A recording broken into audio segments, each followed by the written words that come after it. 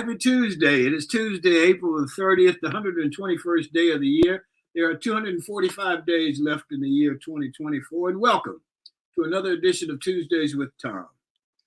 Well, the walk run for CTE research last weekend in Birmingham was very successful. We'd like to bring some attention to the Sullivan family and the successful event. The race was held this past Saturday at Samford University. The race was to provide information about the Concussion Legacy Foundation, CTE. It was very successful in raising awareness of concussions, head injury issues, and the need for brain donations for research. It was described as a beautiful day for a 5K fun walk at Samford's track and field with a wonderful turnout, a food truck, an ice cream truck, which I used to drive one of those, free t-shirts, and lots of balloons. Families with children, strollers, and dogs joined in with the students from Birmingham's different campuses, and there was great support from the greater community. People traveled from all other states to join the walk. Others walked in their home state and sent in their pictures. Pictures arrived from Alaska, Seattle, California, Florida, Massachusetts, and New York. We are glad and proud that it was such a success. Our G-list guests today are Sylvia, Katrina Williams, and Howard Johnson. All three are members of what's taking place in communities across the country, investment clubs. An investment club is formed when a group of friends, neighbors, business associates, or others pool their money to invest in stock or other securities. The club may or may not have a written agreement, a charter, or bylaws, but you can think of an investment club as a small-scale mutual fund where decisions are made by a committee of non-professional club members. Sounds interesting. We look forward to hearing what our guests have to say. I look forward definitely to that discussion. Our show today, of course, is sponsored by the Best Girl Consulting Firm. So let's hear from Best Girl. Best Girl is a consulting firm that provides customized leadership, access and inclusion, public relations, communications, and organizational consulting services. Clients include Fortune 500 companies, utilities, higher education institutions, small businesses, and associations. Best Girl's team of consultants, led by Joyce Gilly-Gossam, Emily Hedrick, and Sean Jones, partners with business and education clients to promote organizational effectiveness, communication, motivation, and leadership, with always an impact on the bottom line. Best Girl's customized consulting services include strategic planning, corporate communication, executive coaching, fundraising, and economic development. Best Girl customizes the solution that fits your needs. So let's get to our roundtable regulars, Barbara Wallace Edwards and Michael Walker. Good morning, Barbara Wallace Edwards. Good morning, Thom. How are you this morning? I'm doing great. How about you? I'm doing good. Tired, but I'm doing well. Trying to recover from a long weekend. I attended the Seabreeze Jazz Festival this past weekend, Thom, and I had a marvelous time. There were hundreds of artists on that show, on the lineup, and I can't tell you how much I enjoyed it. I met people from all over the country. There were people from Canada, New York, Maryland, Michigan, Ohio, everywhere.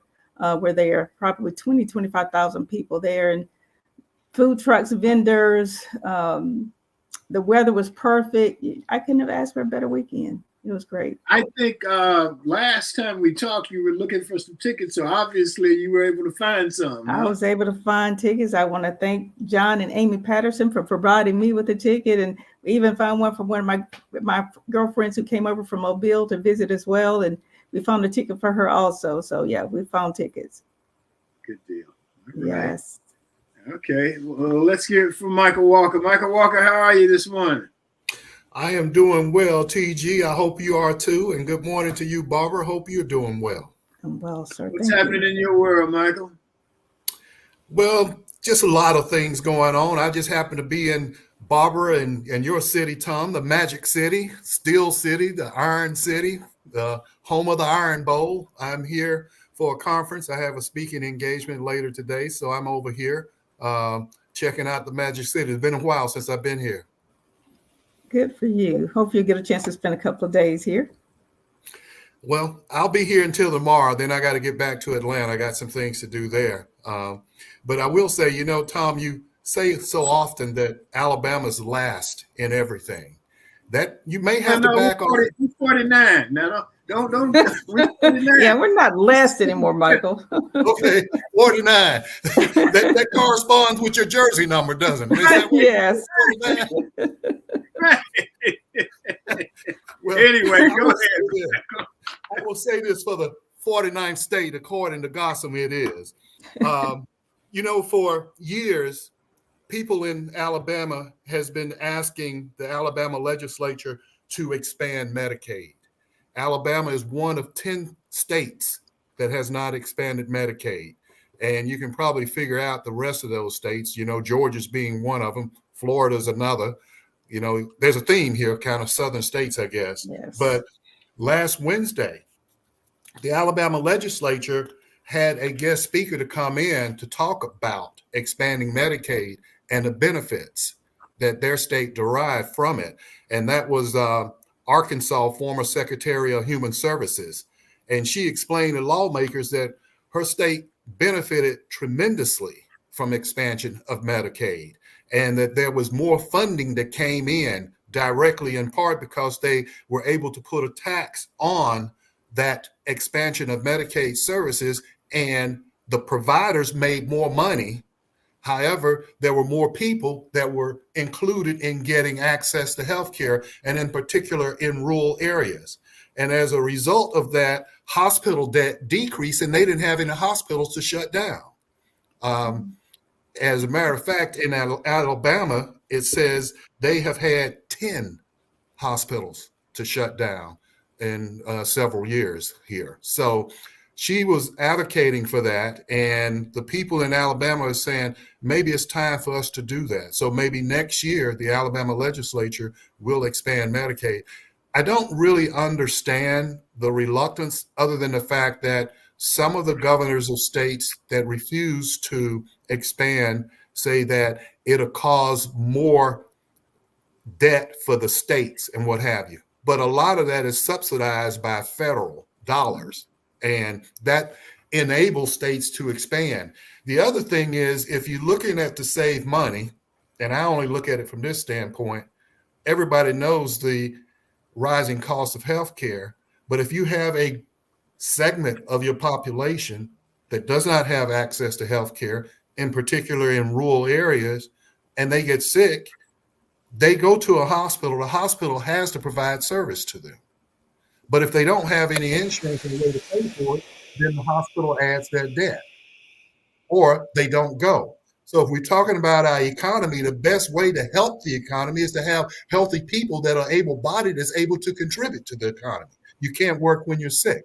So maybe things will start to change. I know that Georgia came close to it this year, but at the last minute, they did not go ahead and move forward with that. But different states are getting closer. North Carolina did it, and they've made quite a bit of money for the state coffers and have a lot of healthier people. So Alabama is looking to join that train. Yes. Let's hope so. I knew that Arkansas had 0 hospitals to close in the last 10 years. Well, you make a very convincing, positive argument that I hear, but maybe that's why it doesn't work, because it's positive and it's logical. So we're talking about the Alabama legislature now. Come on. Right. But seriously, what are the reasons? Why would they not want to do it? Well, some people talk about the fact that those people should get out and work, or get out and get their own health care, that is not a right. Health care is what you go out and get for yourself.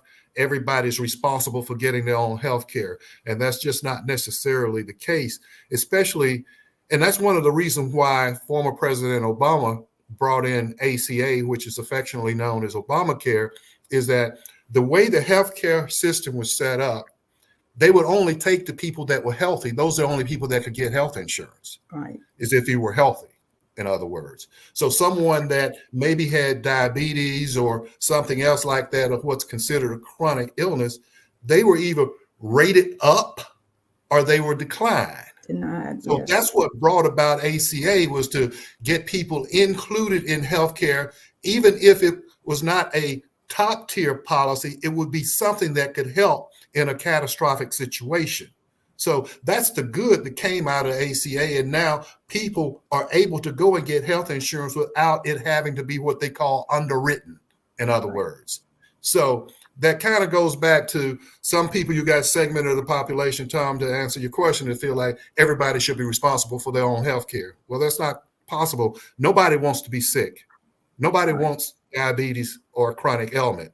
Things like that just happen. But just because it happened doesn't mean you don't deserve health care, because if you don't fix it, it becomes a bigger problem and a more expensive problem.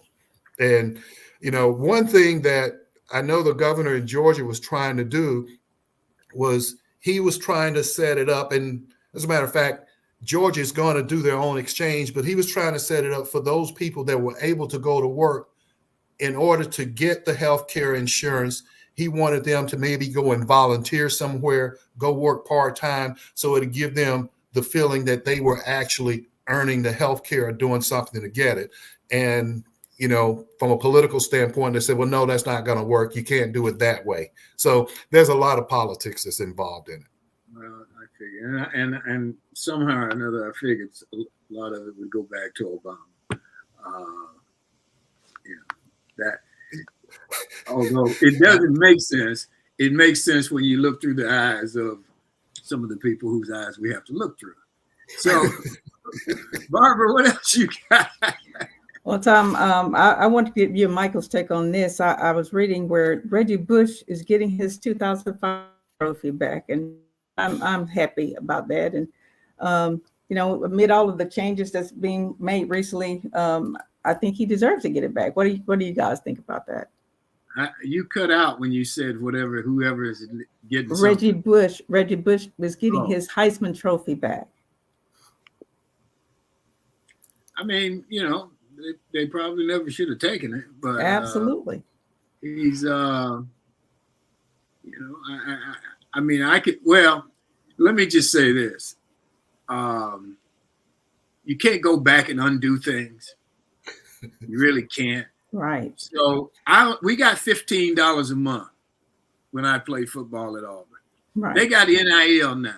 So can we go back and get NIL? They owe us some. Do they owe us anything? They do. Because they owe you reparations, Thom. Yeah. Right. Right. Well, That's how I feel about it. I mean, I don't think they should have taken it from the guy in the first place, because what they accused him of, a whole lot of people were doing. Let me just put it that way. So true. Yeah. Well, I'm happy that he got his Heisman Trophy back. There was some question about him, being alleged to have done something as far as accepting funding and stuff. But it's funny that a lot of people have been punished for things that's now legal. Right. You have that throughout society. Think about in particularly young Black men that are in jail for marijuana and having possession of marijuana and all of that. Now, in most states, it's legal.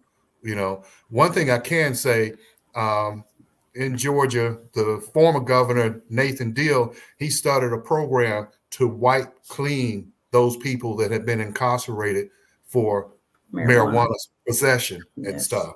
So you see that throughout societies where there were rules and things put in place that really should not really have been there, and people were punished for it unjustly, and it impacted their lives in a very negative way. Right. And now people are trying to correct that, So I'm happy for Reggie Bush to get it back. At least for him, that's something that he earned, and I don't think they should have taken it to begin with, but that's just the way I see it. Yards back. I mean, he ran however many number of yards he ran. Absolutely. He ran. Yeah. He deserved it. Right. And he took a lot of hits to do that too. Yes, So he did. And Yes, he he had a did. good professional career, so I Yes. he was worthy of it. Right. Right. I don't. It's funny how excuse me, Tom. When I served on the Martyr Board of Directors and we were talking about doing different things, and I had this one board member that stood up and say, "Well, it's against the law for us to do that." And I said, "Well, just because it's law doesn't mean it's right." I said, "Once upon a time, it was against the law for Black people to vote." Right. He just looked at me. He Exactly. had no answer for that. So, Right. I kind of look at it the same way. Just because there's a law for it doesn't mean it's right. So true. I got a thing for you guys. The NAIA has determined to ban transgender women. They've banned transgender women from participating in sports, and now the NCAA is looking at it.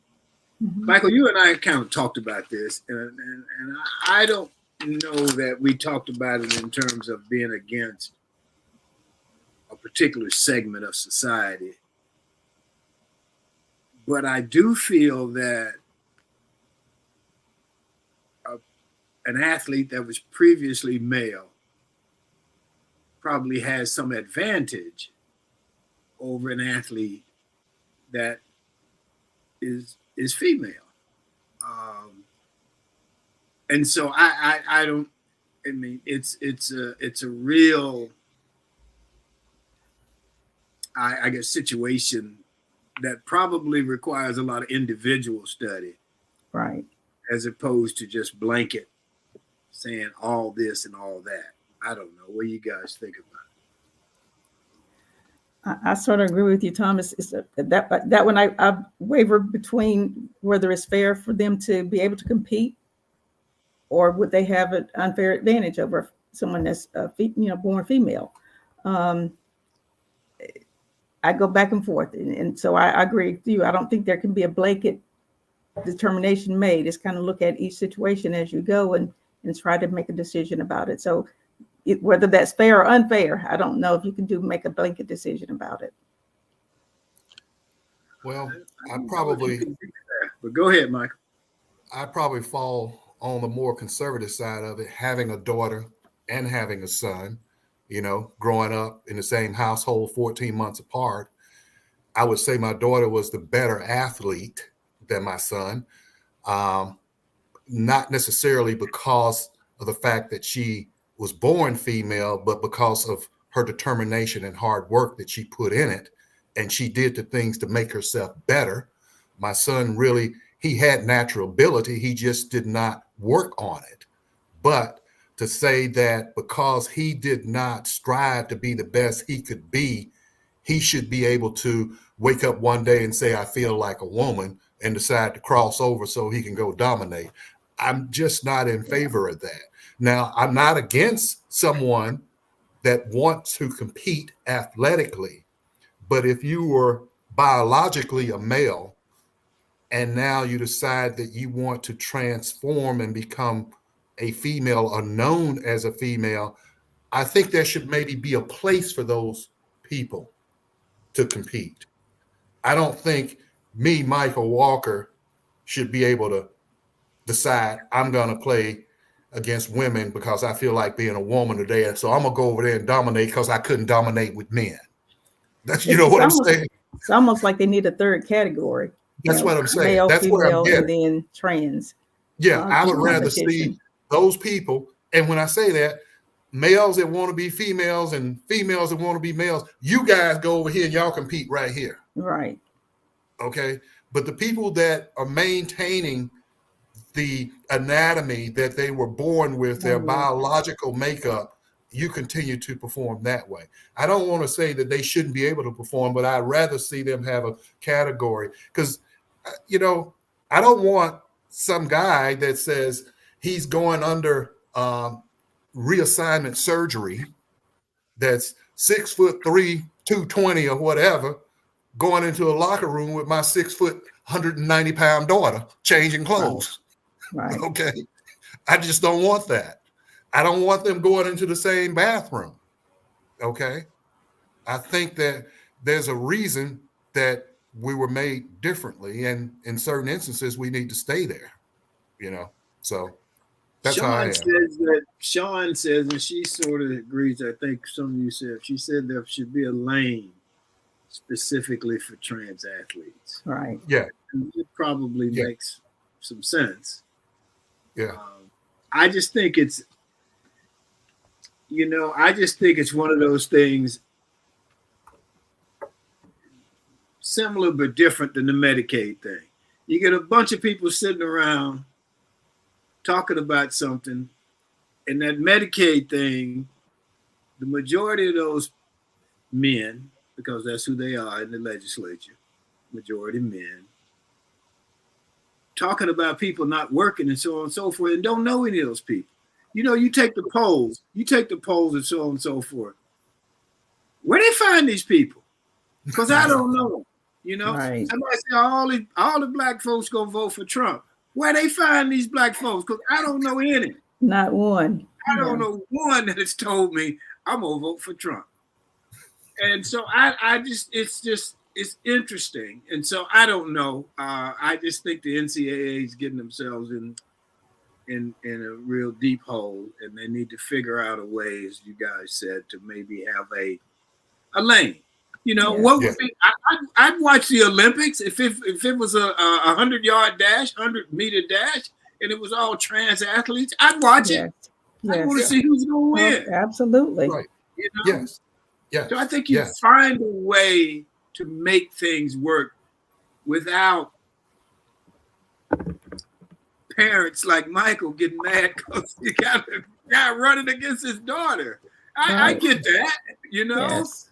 So I don't know. It's interesting. Well, I mean, Thom, there was this guy, and I can't remember the school, but he decided he was going to be a girl. He grew his hair long and all this stuff, and he went and got on the swim team, and he started beating the girls. But he was like last when he was going against guys. Right. Okay. So he goes over here and he starts swimming against women, and he's winning. He's winning all the medals. Yes. Okay. How could you do that? He's doing what? He's holding the trophies. He won first place. And the girl that was the champion, the girl that had the record, he broke her record. Okay. So she's standing at the podium in second place when she really would be first place amongst her peers. So now she's second place and he's standing at the top holding a trophy and being proud about it. Come on. I agree. And tell, you mentioned about the Medicaid. Well, part of it, they say people should go out and get their own insurance. Well, how do people get their insurance? They usually get group insurance from their employers. That's how the majority of people are. Well, if you're in an underserved, underrepresented group that maybe gets discriminated against, maybe you're qualified for the job, but you don't get the job. So now you don't have insurance. It doesn't mean you were lazy. You didn't try to go and get insurance. So if you don't get that job where you get group health insurance, then where are you going to get insurance? Okay. Unless you have a business that's self-employed and you can afford to buy your own insurance. So it's not that simple, in other words.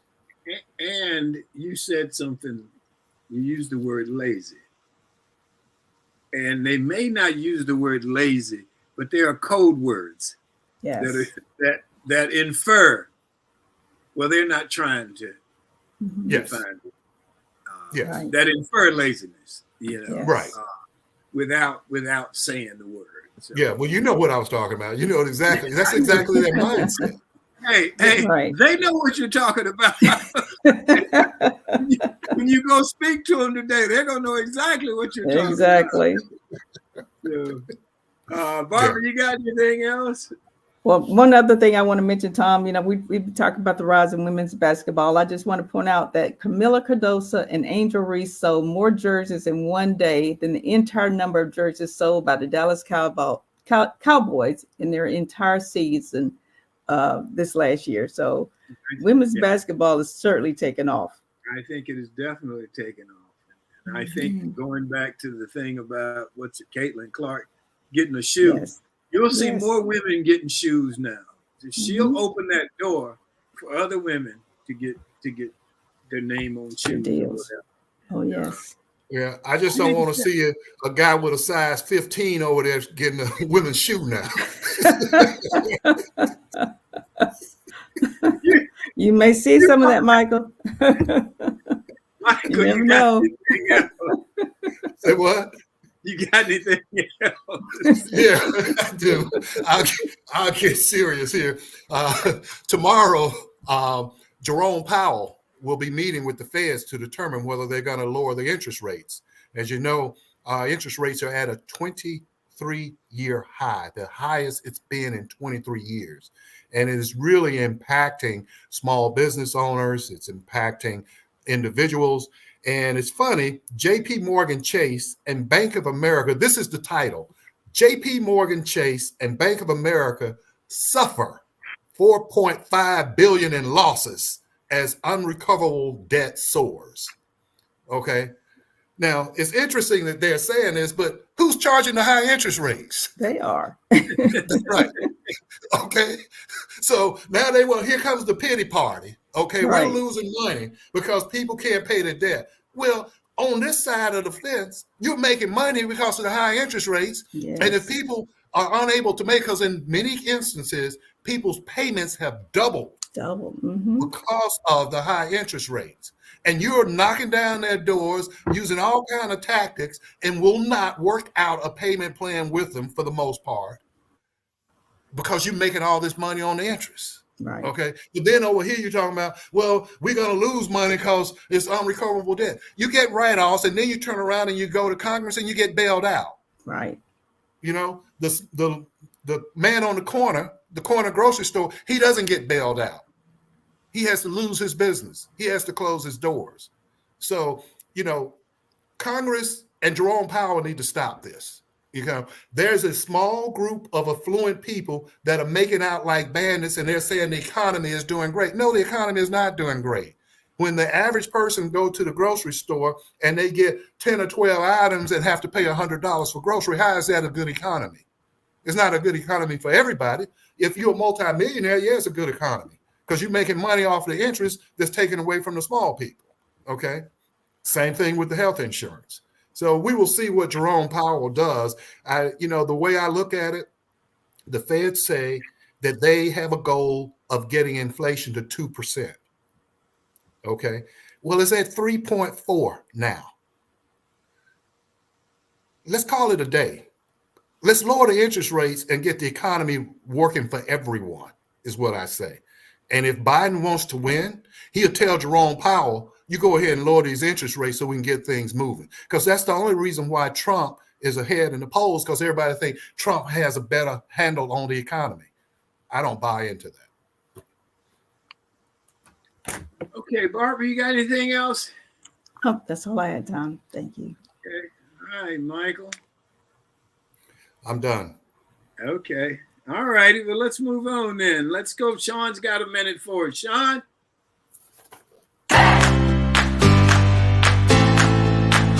To everyone joining in with us, my name is Shantia Jones, and this has Got a Minute. It's the last day in April, and down here it's been raining nonstop. But have no fear, your Got a Minute is here, and today we're going to talk about muddy waters. No, I don't mean actual muddy waters. Silly. I mean Muddy Waters, one of the most influential blues musicians of all times. His impact extends to blues, rhythm and blues, rock and roll, hard rock, folk, jazz, and country. Did you know that the Rolling Stones named themselves after his 1950 hit song, Rolling Stone? No? Now you do. Warder used an amplified electric guitar, which helped him define his legendary style, which transformed the rustic blues of the Mississippi into an electrified urban sound and made him the pioneer and father of modern Chicago blues. His hits include I Just Want to Make Love to You, Louisiana Blues, and I'm Ready. Waters has received 6 Grammy Awards, including a Grammy Lifetime Achievement Award in 1992, and is a member of the Rock and Roll Hall of Fame. see. I have all you good-looking women fishing after me,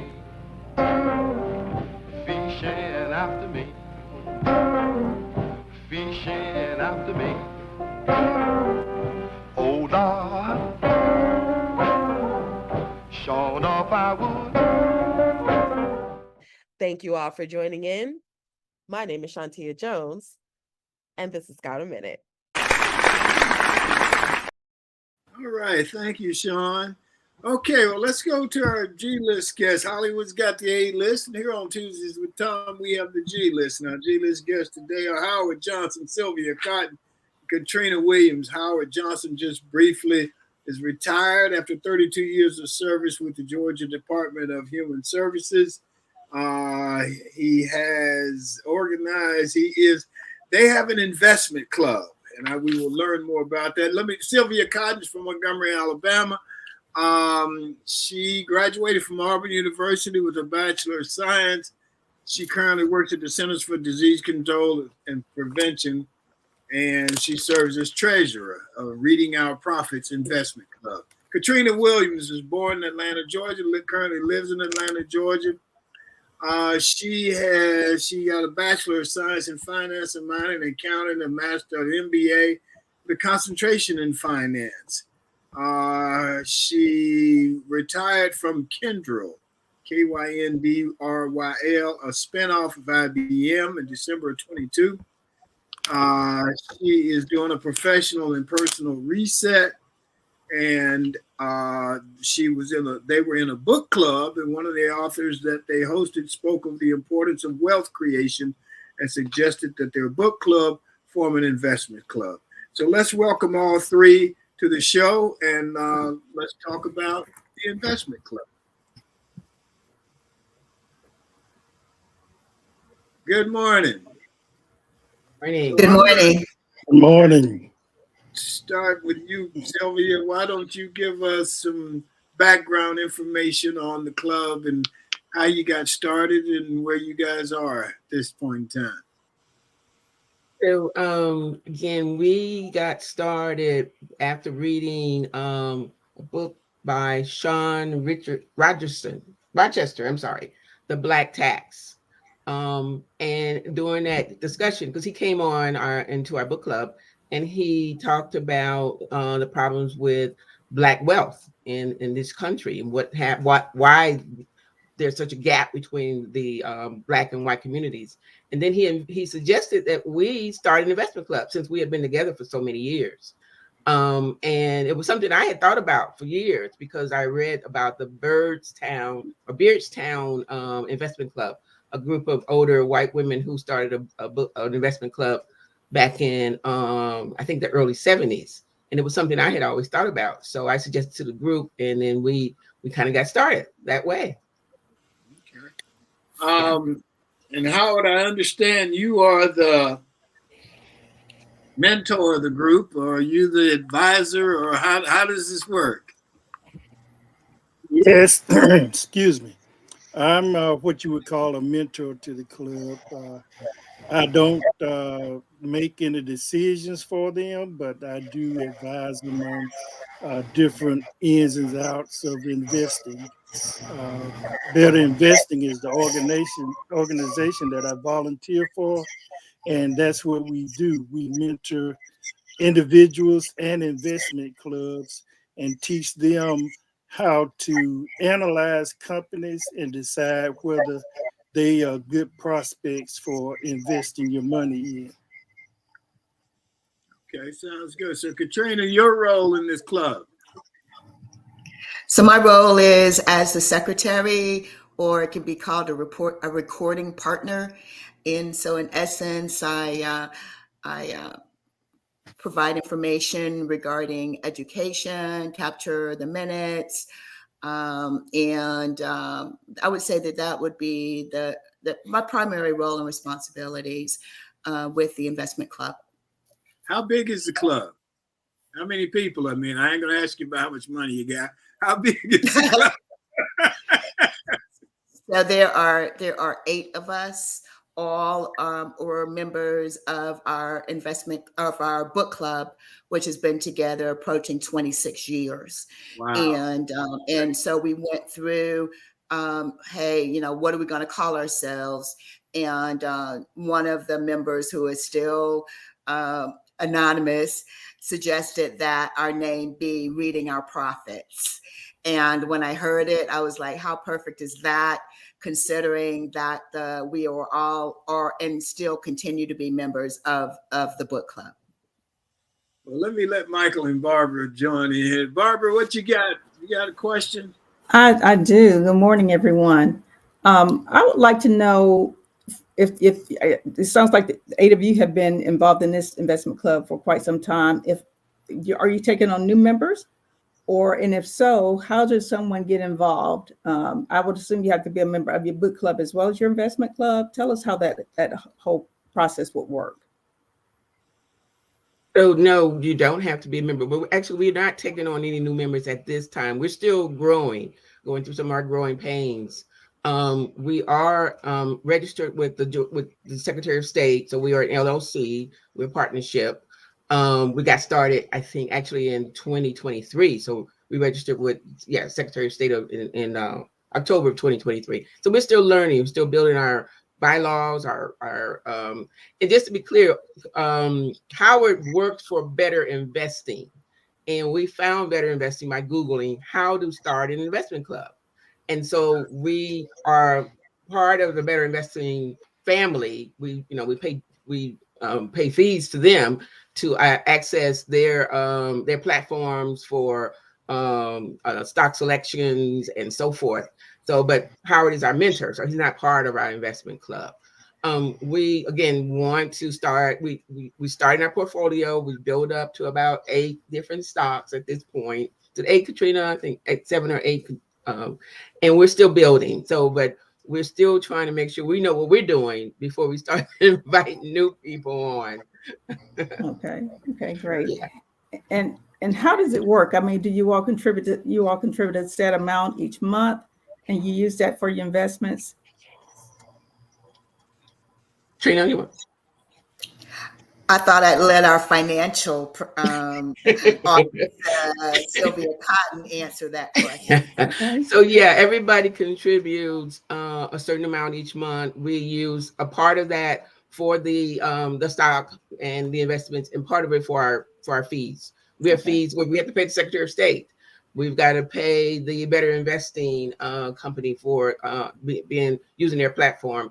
We've got to pay our tax attorney, tax accountant rather. And so those are we set that aside for that.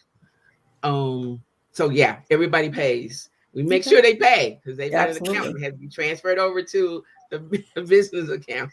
But yes, we do that. That's how we do it. Okay, great. Thank you.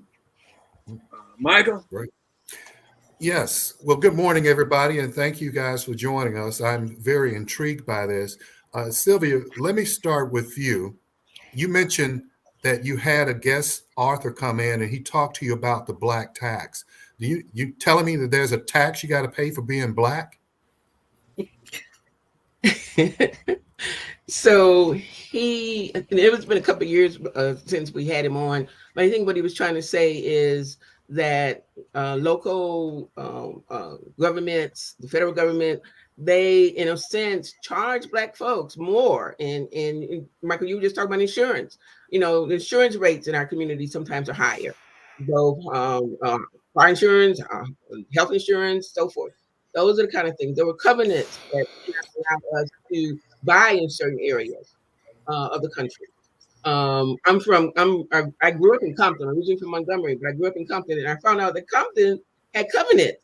It's a predominantly Black community now. It wasn't back in the 30s, 40s, 50s when Black folks were trying to buy there. They weren't allowed to buy there, or they did get there. You couldn't get a loan. Those are the kind of things he's trying to say, that because of all of the different fees and things that were against us, it didn't allow us in a lot of ways to grow the wealth that we probably could have. Businesses were not allowed to develop.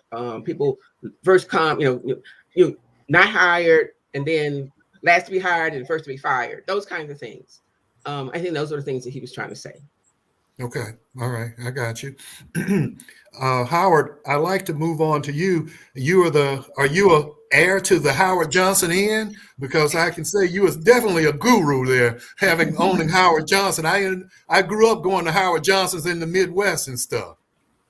Unfortunately, no. In a word, right? Yeah, I hear you. I hear you. I just want to say congratulations. You won the George A. Nicholson Distinguished Service Award for Better Investment. Could you tell us a little bit about that, and who was George A. Nicholson, and also what is SSG classes? Okay, good questions. George Nicholson was the founder of Better Investing, and he was the creator of the SSG, which is a stock selection guide. That's the tool we use to analyze companies and make a determination whether they are good investment prospects. The award goes out to somebody that the organization feels has provided, I guess, value to the organization and helped others achieve their investment goals. So I was very proud to receive that award. One correction I want to make is that I do not work for Better Investing. Better Investing is composed primarily of about 550 volunteers. The home office has a paid staff of about 20, but everybody else associated with the organization volunteer their time and effort in order to accomplish the mission of the organization, which is to create a nation of individual, lifelong, successful investors. Fantastic. Thank you. And Katrina, I have a question for you. Well, it's two, but one thing that stuck out to me is that you studied finance and have a degree in finance and what have you, and you made the statement that your financial literacy was poor. Explain that. And then the back end of the question is, when you guys invest in companies, what type of companies do you seek out? I know you use the SSG, but are you looking at technology companies? Or are you looking at companies that are started and formed by entrepreneurs? Tell us a little bit about that. But if you would start about why you say your financial literacy was poor. Yes, I felt like that was very important to state in my biography. I completed an undergraduate degree in finance with a minor in accounting. I then went on to get an MBA with a concentration in finance and graduated in the 80s during Reaganomics. And it was just, I feel like my path during that time was similar to all about going corporate America, rising to the top. That's a lot of what was promoted in my universities. However, when I reflect, I realize that I not at one time ever had any kind of basic fundamental financial literacy. In terms of what I learned was from my dad, just in terms of budgeting and what have you, but something that could be used and that was going to really be useful, it was never taught to me. And so there were just a number of years that I was just kind of out there really just trying to I was in kind of survival mode and what have you, but I never really learned real life, financial literacy. And that came to me much later in life and has been amplified by my membership in this investment club. Because in essence, I've had people over the years kind of talk to me about, investing. I had had a previous bad experience with an investment club, so I was not necessarily sold on becoming a member of another one. But it was really through the affiliation with Better Investing that has been essential to my growing and improved financial literacy. So now I watch all of the CNBC programs. I have a greater understanding and am able to connect the dots. As when Michael was talking about earlier in the show, essentially about the interest rates, lowering the interest rates and what have you. There was a time where I would have only been able to apply that to my own, say, applying for a mortgage loan and wanting to get the lower interest rate. However, because of better investing and us having to do our research, and it has helped expand my worldview and having a better understanding of how all of the dots connect. That was something I did not have coming up. And I often wonder why I know that I would have been in a better financial position to really be able to retire and stay retired. I made the decision to retire. However, I do know that I will have to, work at some time and still, get income. So to go back to in terms of how we look at select our companies, using the better investing principles, we go through an analysis and with investing and putting together a portfolio, it's always recommended that you have diversity. And so it's just been a tremendous experience that we've had. And I just can't speak highly enough of it if you're in the right situation. And to me, the two keys are, one, being with people that you know and trust. And then number two, having a kind of mentorship with a better investing organization. Thank you. That was going to be my next question. So there's a group of people that want to start an investment club. What would you advise them on doing other than getting somebody you can trust? Because you don't know if you can trust them because you've been in it for quite a while. So what would you tell them? What would they need to do? Either one of them. Well, I'd like to let Sylvia speak on that. Yeah. Yeah, because again, I Googled how to start an investment club, and then I found Better Investing. Better Investing has been around over 70 plus years, and Howard can speak to that a little bit more too. And then again, having the book club members, that made it easier because I'm like, okay, I know these ladies, we know each other well, and we trust each other. And so that is important. That is important. We got.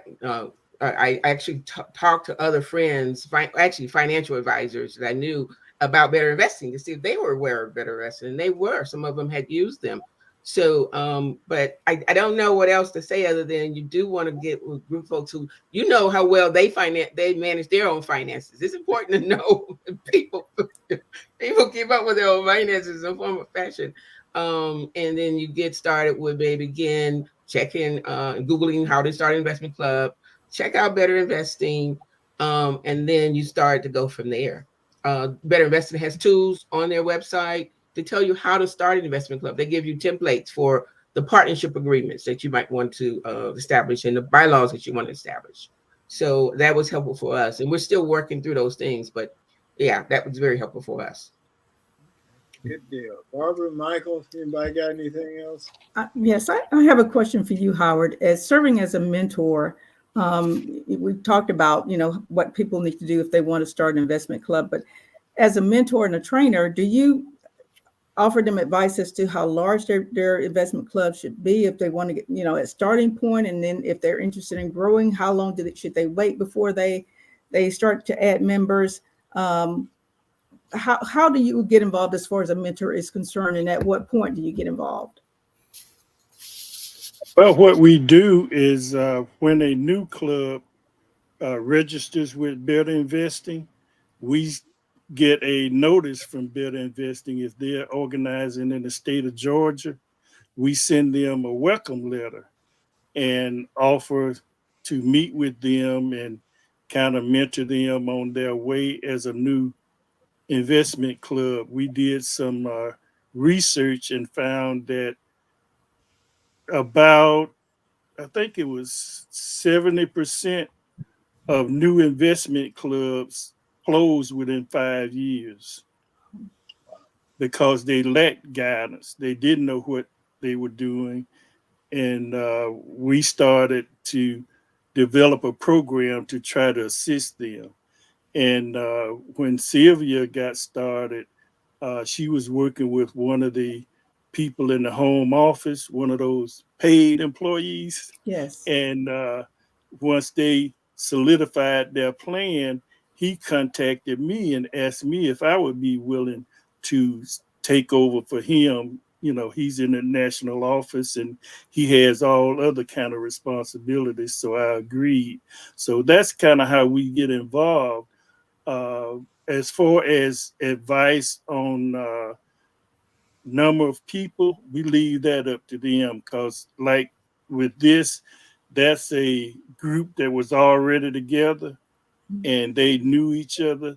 They're probably going to be reluctant to bring any additional members in because of the closeness that they already have. But like in my case, I started a family club. So we have about 15 members and once our nieces and nephews and grandchildren come of age and they're interested, we will add them with no problem. I've been a member of Better Investing for almost 25 years, and it took me 14 years to convince my family to start a club.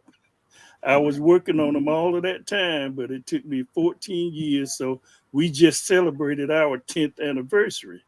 But I have a nephew who just got married a little while ago. His wife is now pregnant. So he was originally a member, but being young and other things interfering in life, he dropped out. Now that his dad has shown him the responsibilities that he's going to incur in the future, now he's coming back to the club. So we'll be up to 16 next month. So, that kind of thing varies from situation to situation. So we try to accommodate whatever the group is in favor of. We don't try to influence the numbers. Now, we will tell them in their portfolio they only need to own enough stocks to where each member can follow one of the companies that they own, and at a maximum 2 companies. But if you got 8 people and you trying to monitor 30 stocks, 30 companies, that's not a good situation. Right. Mm. Great. Okay. Thank you. Well, That's great. good question. Sylvia, yes, Sylvia, I'd like to ask you a little bit in your professional career. I know you studied healthcare, health administration, and what have you. And tell me about your work in grants for public health and being an analyst for public health. Tell me a little bit about that work and how that coincides with our earlier conversation about the expansion of Medicaid. As I was listening to that, I was thinking about the fact that when Affordable Care came into being, we were trying to provide funding to some of our states for tobacco prevention programs, and there were several states that did not want that funding because it was coming from the Affordable Care Act. So the Affordable Care Act included prevention programs, not only insurance support with insurance, but it included prevention programs. And those were your Republican states. So I'm happy to see that some of them are now starting to come around with trying to include Medicaid. But the idea again was to provide and expand Medicaid to those folks who they may have been working people, but they couldn't really afford to buy health insurance. And so that was the idea behind the Affordable Care Act, Obamacare, to expand Medicaid to those folks who couldn't really afford it. Because their jobs were not offering health care. So, but yeah, what I realized and learned back in 2009 was that, there was a lot more to the Affordable Care Act than just helping people with insurance. And we still continue to use Affordable Care Act funds to fund our tobacco prevention programs throughout the states, throughout the territories, Guam, Puerto Rico, several tribes that we provide funding to. A lot of that money is coming from the Affordable Care Act. The thing that's interesting about this, the Affordable Care Act, although it's treated as though it's a Democratic piece of legislation, or more specifically, an Obamacare legislation, it's really nonpartisan because it covers everyone. There are people all across the spectrum that's in need of health care. And, you know, you were saying there were states that didn't want it because it was part of Obamacare package. That's kind of just ludicrous to me. If it's something that's going to help the citizens of your state, really, you know, why aren't you doing it? Wasn't it something that was originated by the Republicans anyway? The whole idea of Obamacare, I mean, Affordable Care Act, I think it was initiated by, or at least the idea came up under Republicans. Yeah, well, they have been working on it for a long time in different parts of it. You know, Republican side wanted different things, the Democratic side wanted different things, but that's kind of the way it is. And then, you know, somebody wants to take credit for it. And then if that person jumps out and starts doing it, then the other group wants to tear it down and what have you, rather than working together. The strangest thing that I found when Obamacare or ACA was about to get going, and I will go up to Washington to talk to the elected officials about it. And we would say that ACA is a great tool, but there are some things that need to be tweaked about it to make it better for everybody overall. Well, the Republican people didn't want to hear what would make it better because they wanted it to fail. And when we would talk to the Democratic people about let's shore up some of the things, they looked at it as though we were trying to keep it from coming through, and they were hell bent on pushing it through just the way it was. And so you get that in there, and I'm sitting there thinking, well, this is really nonpartisan. Everybody deserves health care. Why can't we work together to make it better for everyone? But that's what you get in Washington. Okay. Anybody got anything else? So, Michael, this is kind of an off the subject question. How long are you over in Birmingham? I am leaving tomorrow. I'm supposed to be, well, the conference that I'm speaking started this morning and it goes to tomorrow evening, but I'm going to have to leave early to get back to Atlanta. I have I have a dinner, to be honest, that I have to go to, in which Governor Kemp is attending, and I'm supposed to introduce him at a dinner tomorrow night in Atlanta. So I got to get back for that. Are you staying downtown? Is what I'm doing. No, I'm over in Homewood, as a matter of fact. And when we get off the air, I'm going to the Sylvia Country Club. That's where the meeting is being held. So, okay. All right. Okay. Has anybody got anything else? All right. Well, we appreciate you guys coming on with us. Thank you very, very much. And we wish you the best with your club. And I guess you can. Thanks for having us. Thanks for having us. Thom, Yes. Can I mention one other thing? Sure. Anybody interested in investment clubs can go to the website www.betterinvesting.org. Say it again. www.betterinvesting.org. Okay, sounds good. Thank you very much. We got some. Thank All you. right. Thank you guys so much. We appreciate it.